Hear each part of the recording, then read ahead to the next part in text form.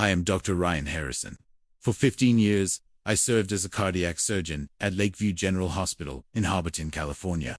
I had seen countless hearts stop and start again, performed miracles that seemed almost divine, and saved lives that others had already written off. But nothing in my career had prepared me for what happened that night, a night that still haunts me. It was evening when I arrived at the hospital. The corridors were dim, the hum of fluorescent lights flickering. Above, I noticed a team carrying a patient into the morgue. Clinically, he had been dead for over an hour. No pulse, no brain activity, no breath. A young attendant was following closely, keeping an eye on the body as they moved him. Suddenly, he shouted, "Doctor, he's moving." I froze. My mind rebelled at the idea. "Impossible," I said. "He was declared dead." But the boy insisted, his voice trembling with urgency. Something inside me, a mixture of curiosity and fear, drove me to follow. When I lifted the cloth from the man's face, I could not believe my eyes. His eyes blinked open.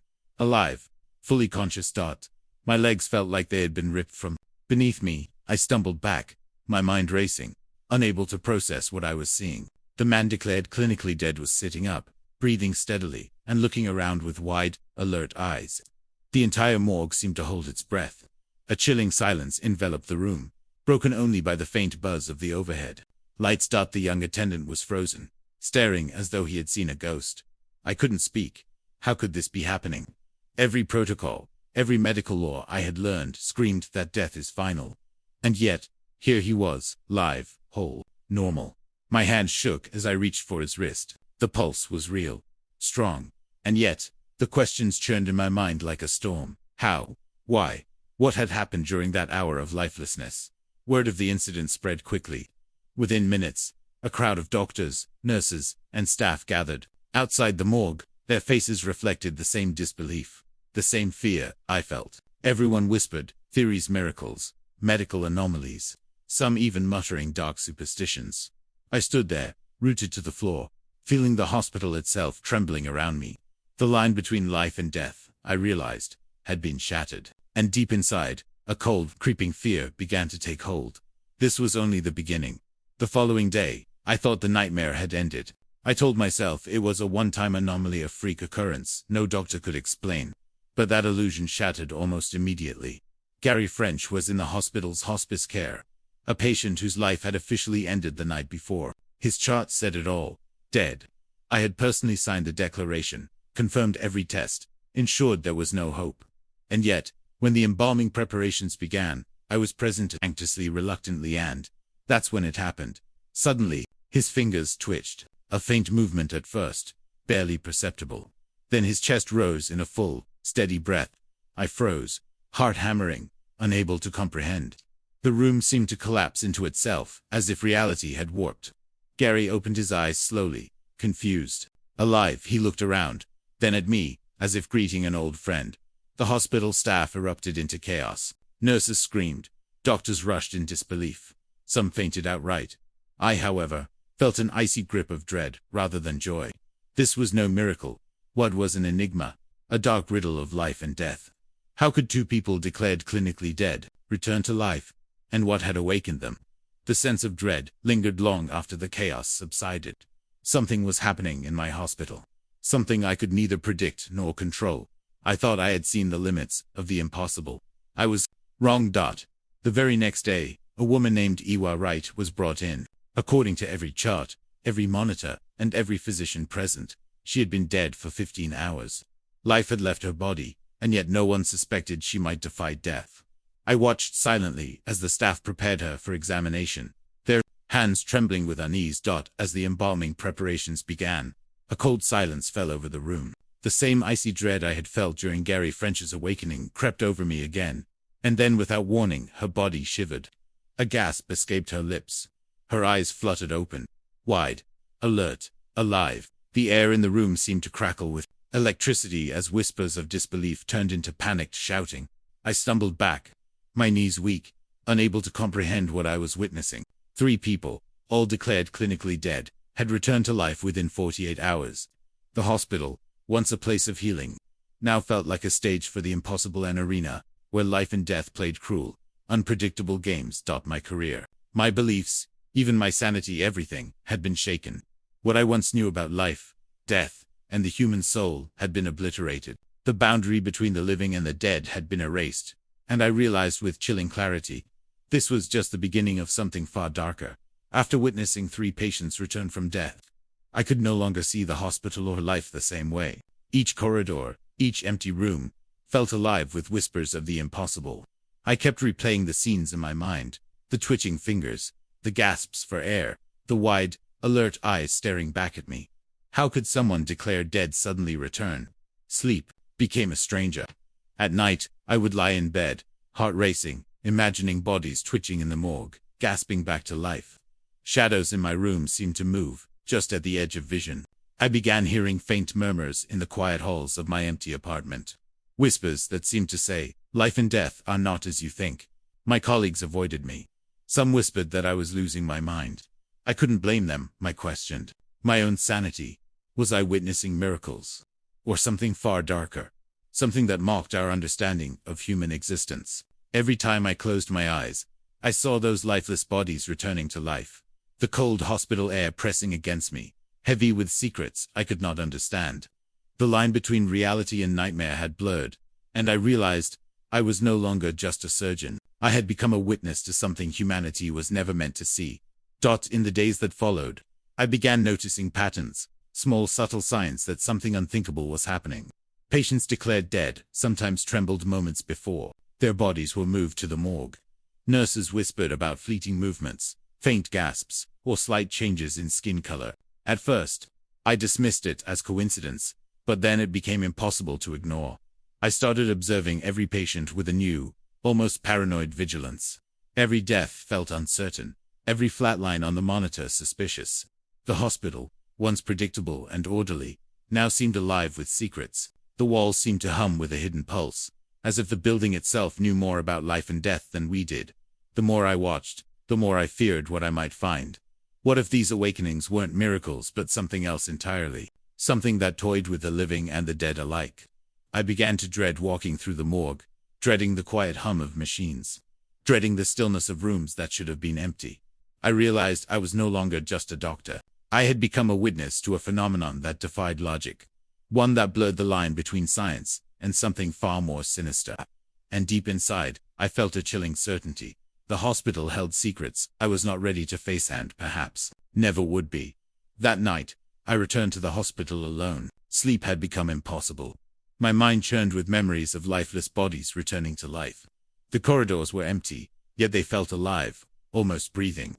The fluorescent lights flickered, casting long distorted shadows that seemed to move on their own. As I passed the morgue, I heard it a faint whisper, soft and almost human. My heart raced. I froze, straining to hear. The sound came again, closer this time, echoing from the cold, sterile walls. Life, not finished, it seemed to say. My rational mind screamed that it was impossible, but every instinct in me, the same instincts that had saved countless lives, told me otherwise. I felt a cold chill crawl up my spine. The air smelled faintly of antiseptic and something else, something metallic and ancient. I realized then that the hospital itself was a witness to something beyond comprehension. The dead were not resting. Something was stirring. I backed away, slowly, but the whispers followed, echoing in my mind as well as my ears. For the first time in 15 years, I felt powerless, small, and terrified.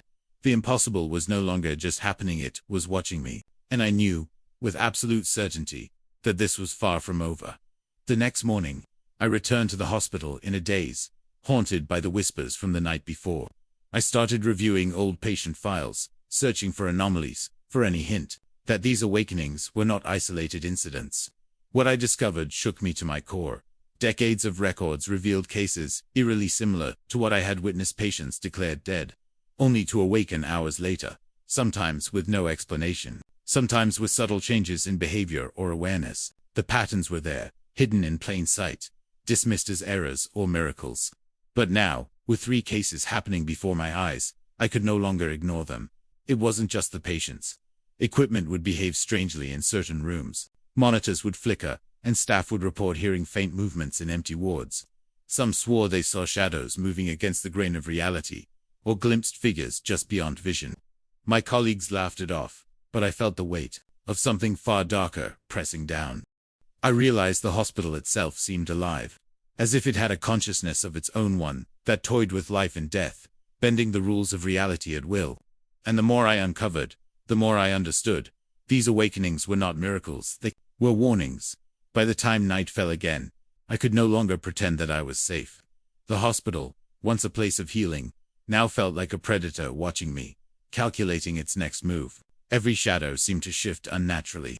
Every corner of the corridor whispered secrets I couldn't decipher. I began seeing things, brief flickers at the edge of my vision. Patients' eyes opening when I swore they were dead. Figures moving, just beyond reach. I could hear faint breathing where there should be none. Whispers in rooms that had been empty for hours. It was as if the hospital itself had become a living entity, and I was the only one aware of its growing hunger for life. And death. Sleep remained impossible. Every time I closed my eyes, I saw the dead returning, their eyes wide and unblinking, staring at me with a knowing awareness that chilled me to the bone. Something was unfolding, something beyond human comprehension, and I felt powerless to stop it. I realized I was no longer just a doctor witnessing a miracle. I was a participant in something dark and ancient. And the more I resisted, the stronger the hospital seemed to become, as though it fed on my fear, waiting for the perfect moment to claim me too. I could no longer ignore it. Something unnatural was at work. It wasn't just the patients who returned, it was the space itself, the very air of the hospital. Every room I entered felt charged, as if I were walking through an invisible current of life and death. The walls seemed to breathe. The fluorescent lights flickered in sync with my heartbeat, and shadows moved with a mind of their own. That night, I entered the morgue to check on the latest patient, half expecting another impossible awakening. The air was colder than usual, unnervingly still. Yet I felt eyes on me. A whisper, soft and almost playful, echoed through the room. Not finished, not yours yet. My rational mind screamed that it was impossible, but the fear crawling up my spine told me otherwise. I realized that the hospital was not just witnessing these awakenings, it was orchestrating them. Something unseen was manipulating life itself, pulling the strings of death, defying every law of nature I had sworn to uphold. I stepped back, heart pounding, understanding for the first time that I was not merely a doctor in a hospital. I was trapped in a place where life and death were fluid, where nothing was as it seemed, and where my own mortality felt suddenly negotiable. The terror I felt was no longer academic, it was personal. As days turned into sleepless nights, I began piecing together a terrifying pattern. Each Lazarus case, the 3 patients I had witnessed awaken, shared similarities beyond the obvious. They were all patients who had experienced extreme trauma, their bodies completely lifeless for hours, yet each returned not only alive, but with a strange awareness, a subtle shift in demeanor that no one could explain. I reviewed old hospital files in secret, reading reports that had been long buried, dismissed, or classified. There were dozens of others over the years, scattered across decades, all miracles that had never been publicly acknowledged. The dead were not simply returning, they were changed. There was an almost predatory intelligence in their eyes, a quiet, unsettling alertness, as if death had been only a pause, a temporary sleep. And then it hit me. This wasn't random. Something beyond human comprehension was orchestrating it. Life and death were no longer separate realms. The hospital, or whatever force resided in it, seemed to toy with existence itself, selecting moments and individuals for its own inscrutable purposes. A cold dread settled over me. I realized that I had been chosen to witness these awakenings, not by chance, but by design. And if that was true, the next awakening might not be just another patient, it could be me. After that realization, every step I took through Lakeview General felt like walking through a predator's lair. The halls, once familiar, now twisted and stretched in impossible ways, shadows pooling unnaturally in the corners. Every sound, a whisper, a creak, a distant cough, made my heart hammer. I was no longer a surgeon. I was prey. I started noticing subtle changes in the patients around me. A glance too long, a twitch in a finger, a sudden awareness that seemed beyond explanation. Even those who were alive and healthy seemed to carry an echo of the phenomenon, as though the hospital itself had extended its influence beyond death. One night, I thought I saw a movement in the corner of the operating theater, a dark silhouette, shifting against the sterile lights. When I blinked, it was gone. Yet the sense of being watched did not leave me. I could feel it pressing on my shoulders, crawling up my spine, a silent, relentless presence that seemed to know my every thought, my every fear. Sleep became impossible. I could no longer distinguish between waking reality and nightmares. And in the quietest moments, I realized the most terrifying truth. The hospital, or the force within it, was aware of me and it was waiting. It happened in the dead of night. I was alone in the intensive care wing, reviewing patient charts under the flickering fluorescent lights. The silence was oppressive, the kind that presses against your eardrums, making every heartbeat sound deafening. And then I felt a sudden, chilling presence behind me, like icy fingers brushing my spine. I spun around, but the corridor was empty. Shadows stretched along the walls, shifting as if alive. My rational mind screamed that it was impossible, that it was my imagination, but the hair on my arms stood on end. I could feel it moving around me, circling, waiting. Then I heard it clearly, a soft, whispering voice, almost human, yet distorted, echoing in the corners of my mind. You are next. You are chosen. I ran, stumbling through the halls, my footsteps echoing loudly. Every exit seemed farther than the last. The lights flickered, plunging me into sudden darkness, only to return a second later. And in that darkness, I felt them, the ones who had returned from death, standing just beyond sight, watching, patient, silent, unnervingly aware. I realized then, with a horror that froze my very soul, that the hospital was no longer just a place. It was alive, and it had mocked me. I knew I couldn't stay blind to what was happening. Something unnatural had claimed Lakeview General, and I had to understand it. I began poring over decades of hospital records, old newspaper clippings, and confidential case files. What I found was horrifying. There were countless instances patients declared dead, later found alive under impossible circumstances. Some had been missing hours, others even days, only to return as if life had simply paused for them. But the details were worse. Each of these resurrections was followed by chaos, despair, and subtle, inexplicable changes in the people involved. Those who came back seemed different, aware, in ways no human should be, almost otherworldly. The pattern became undeniable. This was not chance. It was a force, ancient and intelligent, manipulating life and death at will. The hospital itself seemed to act as a conduit, a stage for something far beyond human understanding. And I realized, with growing terror, that I had been drawn into it not by choice, but because the hospital, or whatever resided within it, had selected me as a witness.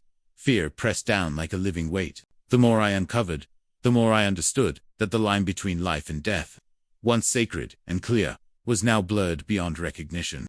And that blur was growing. It became impossible to ignore. Lakeview General was no longer just a building, it was a predator, and I was trapped inside its teeth. Patients began to show signs of the phenomenon before anyone declared them dead.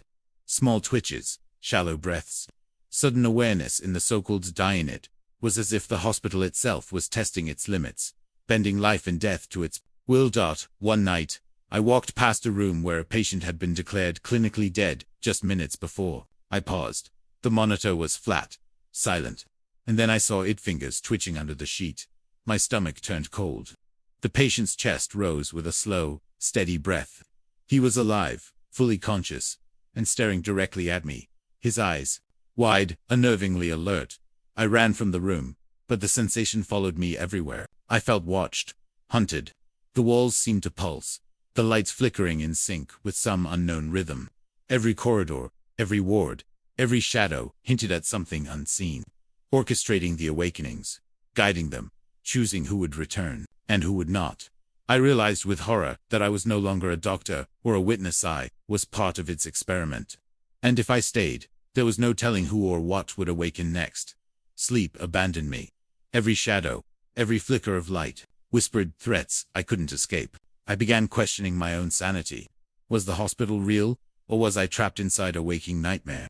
Each day, the line between patient and experiment blurred, and I felt the walls closing in, alive, hungry, waiting for my next mistake. I saw them again, the returned dead, moving silently through corridors, eyes unnaturally aware, watching, waiting. I tried to warn others, but no one believed me. I was alone, a witness to something no human mind was meant to comprehend. The hospital thrummed around me, breathing, plotting.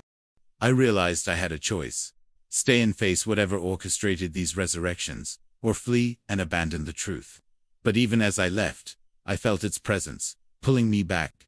Life and death were no longer mine to control. I was caught in the grip, of something ancient and unstoppable. I fled Lakeview General, my heart hammering, the hospital shrinking behind me in the night. But the whispers never ended. I knew it followed, unseen yet palpable. Every shadow, every flicker of darkness, reminded me that life and death were no longer sacred boundaries. They were playgrounds for a force beyond comprehension. Now, years later, I live in a quiet town, far from the hospital. But the memories never leave. Every heartbeat reminds me, death is not final. Somewhere unseen, something watches, selecting, orchestrating, reminding me that the line between life and death is thinner than we think. And one day, it may call for me again.